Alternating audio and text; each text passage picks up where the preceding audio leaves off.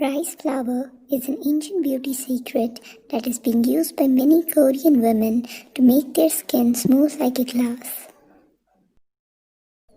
Today in this video, I'm going to share 2 rice face packs that you can use to make your skin whiter and brighter. Rice face pack number 1. You will need 3 tablespoons of rice flour, a pinch of turmeric powder, 1 tablespoon of lemon juice. Just mix all the ingredients and your mask is ready. Apply it all over your face and leave it for about 20 minutes. Rinse it off using plain water. Rice face pack number 2.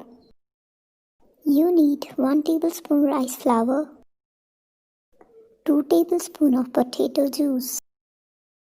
Just mix all the ingredients and your mask is ready.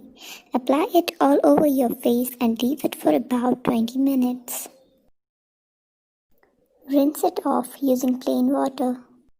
If you liked this video, click the red subscribe button of my channel to get notified for the amazing new content. Also, give this video a big thumbs up.